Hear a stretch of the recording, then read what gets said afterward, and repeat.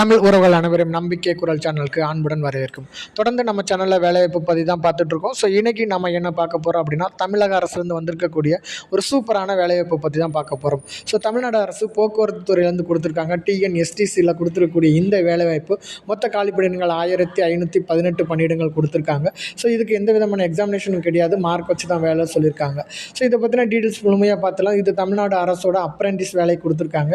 TNSTC 1518 பணியிடங்கள் கொடுத்துருக்காங்க. So இது முற்றிலும் பார்த்திங்கன்னா தமிழ்நாடு அரசோட வேலை. மொத்த பணியிடங்கள் 1518 தமிழ்நாடு முழுவதும் வேலை. ஸோ ஸ்டார்டிங் டேட் 28/7/2026 28/8/2026 இந்த ஜாபுக்கு நம்ம அப்ளை பண்ணிடணும். ஓகே, ஸோ இதுதான் அஃபிஷியலாக கொடுத்துருக்கூடிய notification. Tamil Nadu state transport corporation limited வந்து கொடுத்துருக்காங்க. ஸோ எந்தெந்த ரீஜன் பார்த்திங்க அப்படின்னா, விழுப்புரம் கார்பரேஷன், அதே மாதிரி Kumbakonam corporation and Madurai corporation, Tirunelveli corporation and metropolitan transport corporation limited, Salem corporation and state express transport corporation in Tamil Nadu. So இங்கேருந்து கொடுத்துருக்காங்க. ஓகே, விழுப்புரம் கார்பரேஷனில் பொறுத்த வரைக்கும் எந்தெந்த ரீஜன் பார்த்திங்க அப்படின்னா, விழுப்புரம், கூடலூர், திருவண்ணாமலை, வேலூர், திருவள்ளூர், காஞ்சிபுரத்தில் கொடுத்துருக்காங்க. கும்பகோணம் கார்பரேஷனை பொறுத்த வரைக்கும் கும்பகோணம், நாகப்பட்டினம், திருச்சி, கரூர், காரைக்குடி, புதுக்கோட்டையில் கொடுத்துருக்காங்க. மதுரை ரீஜனை பொறுத்த வரைக்கும் மதுரை, திண்டுக்கல், விருதுநகர் கொடுத்துருக்காங்க. திருநெல்வேலி ரீஜனை பொறுத்த வரைக்கும் திருநெல்வேலி, தூத்துக்குடி, நாகர்கோவில் கொடுத்துருக்காங்க. சேலம் கார்பரேஷன், சேலம் ரீஜனை பொறுத்த வரைக்கும் சேலம் அண்டு தருமபுரியில் கொடுத்துருக்காங்க.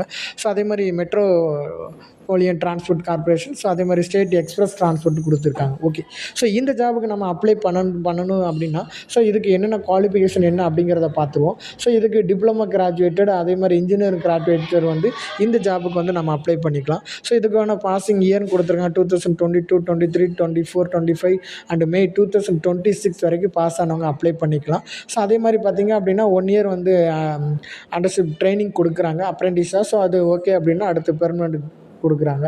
ஸோ மந்த்லி சேலரி பார்த்திங்கன்னா 12,300 ஃபார் கிராஜுவேட்டட் அப்ரெண்டிஸ்க்கும் 10,900 ஃபார் டிப்ளமோ இன் இன்ஜினியரிங் அசிஸ்டண்ட்டுக்கும் கொடுத்துருக்காங்க. ஓகே, ஸோ என்னென்ன பணியிடங்கள் அப்படிங்கிறத பார்த்துலாம். So first graduated in engineering கொடுத்துருக்காங்க.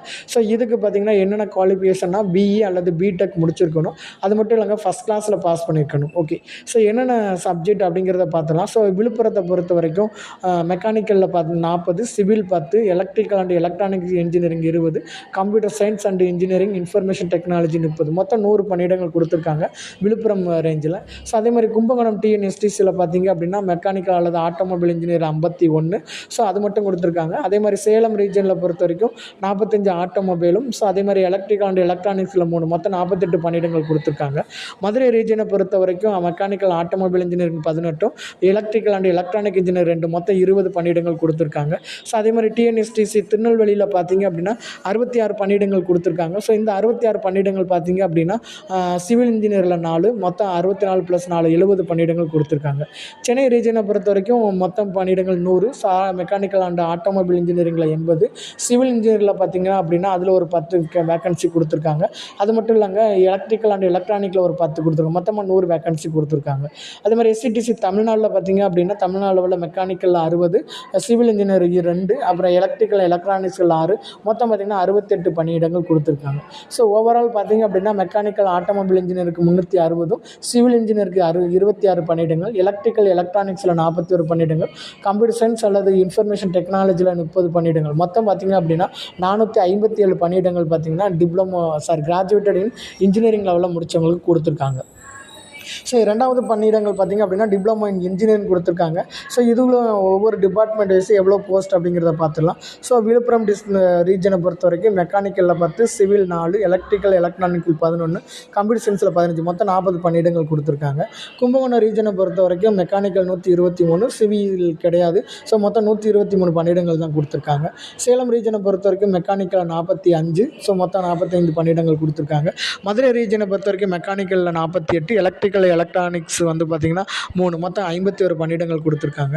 திருநெல்வேலி ரீஜனில் மொத்தம் 26 பணியிடங்கள், மெக்கானிக்கலில் 22, சிவிலில் ஒரு 4 கொடுத்துருக்காங்க.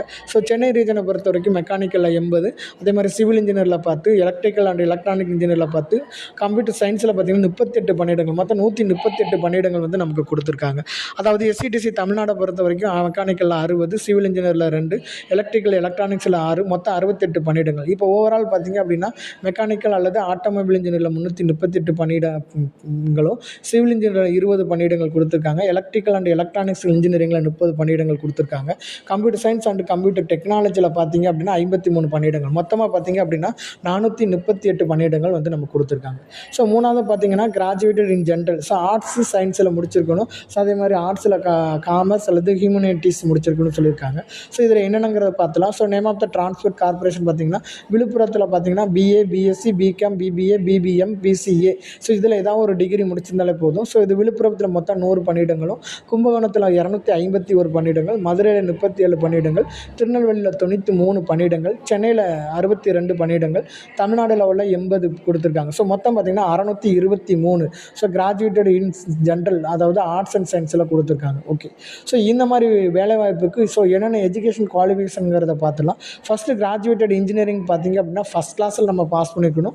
ஏதாவது ஒரு ரெகக்னைஸ்டு யூனிவர்சிட்டியில் ஏதாவது ஒரு டிகிரி முடிச்சிருந்தால் போதும்னு சொல்லியிருக்காங்க.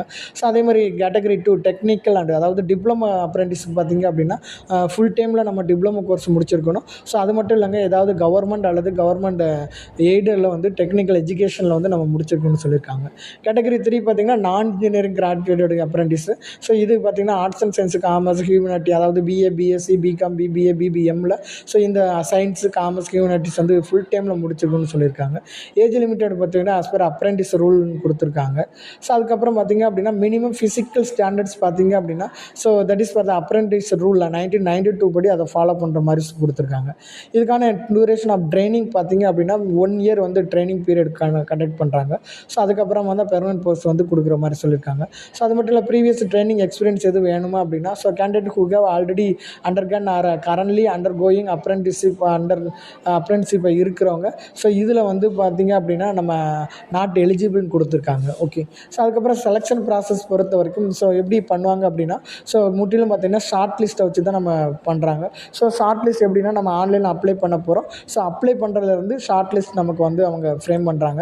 அந்த ஷார்ட் லிஸ்ட் கேண்டிடேட்டுக்கு தான் ஃபர்தராக வந்து இன்டிமேஷன் வந்து கொடுக்க போகிற மாதிரி நமக்கு சொல்லியிருக்காங்க. ஸோ இமெயில் ஐடி நம்ம கரெக்டாக கொடுத்துடணும். இமெயில் ஐடி தான் நமக்கு மெயில் பண்ணுற மாதிரி சொல்லியிருக்காங்க. ஸோ இதுக்கான registration and submission of the application for so எல்லா போஸ்ட்டுக்கும் கொடுத்துருக்காங்க. ஸோ இதில் கேட்டகரி ஏ கேட்டகரி பார்த்திங்க அப்படின்னா ஸோ முன்னாடி நம்ம அப்ளை பண்ணாங்க ஓல்டு நேஷனல் வெப்சைட்டில் அப்ளை பண்ணவங்களுக்கு ஒரு ஸ்டெப்பும், இப்போ புதுசாக அப்ளை பண்ணுறவங்களுக்கு இன்னொரு ஸ்டெப் கொடுத்துருக்காங்க. ஸோ எதுவாக இருந்தாலும் சரி, ஃபஸ்ட்டு நம்ம இதுக்கான இணையதள முகவரி nats.education.gov.in அப்படிங்கிற இணையதளத்தில் போனோம் அப்படின்னா ஸோ அதில் ஆல்ரெடி நம்ம ரிஜிஸ்ட்ரேஷன் பண்ணியிருந்தோம் அப்படின்னா ஸோ லாகின் வித் இமெயில் ஐடின்னு கொடுத்து உள்ளே போய்க்கலாம்.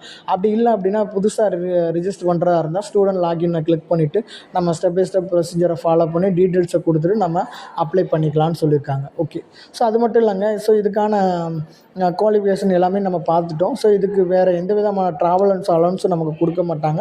எல்லாமே நம்ம ஓன் மணியில் தான் நம்ம போய்க்கிடணும்னு சொல்லியிருக்காங்க. ஸோ ஓகே, ஸோ அது மட்டும் இல்லைங்க, இதுக்கான இம்பார்ட்டன்ட் டேட் கொடுத்துருக்காங்க பாருங்கள். So online application starting date 28/7/2026 last date பார்த்திங்கன்னா 28/8/2026 வரைக்கும் கொடுத்துருக்காங்க. ஓகே, ஸோ இந்த ஜாப்புக்கான ஷார்ட் லிஸ்ட் எப்போ கொடுப்பாங்க பார்த்திங்க அப்படின்னா செகண்ட் வீக் ஆஃப் செப்டம்பர் 2026 கொடுத்துருக்காங்க. ஸோ அப்போ தான் ஷார்ட் லிஸ்ட் கொடுக்குறாங்க. ஸோ அதுக்கப்புறம் வெரிஃபிகேஷனுக்கு வந்து கண்டக்ட் பண்ணுறாங்க. எப்போ பார்த்திங்க அப்படின்னா TNSTC திருச்சி ரீஜன் ஆஃபீஸில் தான் வெரிஃபிகேஷனை கண்டக்ட் பண்ணுறாங்க. ஸோ அது 4th வீக் ஆஃப் செப்டம்பரில் கொடுக்குறாங்க. ஓகே, ஸோ அவ்வளோதாங்க, இந்த ஜாப்புக்கு நம்ம ஈஸியாக அப்ளை பண்ணிக்கலாம். ஸோ அப்ளை பண்ணினவங்க ஸோ கவர்மெண்ட் வேலைக்கு யாரெல்லாம் எதிர்பார்த்துட்டு இருக்கீங்களோ ஸோ அவங்க இந்த TNSTCயில் நம்ம அப்ளை பண்ணுறதுக்கு உண்டான டீட்டெயில்ஸை நம்ம பார்த்துட்டோம். ஃபர்தர் எதுவும் கிளாரிஃபிகேஷன் இருந்தாலும் அதுக்கும் நம்ம ரிலேட்டட் வந்து அட்ரஸ் கொடுத்துருக்காங்க, எங்கெங்கெல்லாம் போய்ட்டு நம்ம கேட்டுக்கலாம் அப்படிங்கிறத கொடுத்துருக்காங்க. ஸோ அவ்வளோங்க, இந்த ஜாப் பற்றின டீட்டெயில்ஸை நம்ம முழுமையாக பார்த்துட்டோம். ஸோ இந்த ஜாப் பற்றின டீட்டெயில்ஸ் உங்களுக்கு பிடிச்சிருக்குன்னு நினைக்கிறேன். பிடிச்சிருந்துச்சி அப்படின்னா லைக் பண்ணுங்கள், ஷேர் பண்ணுங்கள், சப்ஸ்கிரைப் பண்ணுங்கள். மீண்டும் ஒரு வீடியோவில் உங்களை சந்திக்கிறேன். நன்றி, வணக்கம்.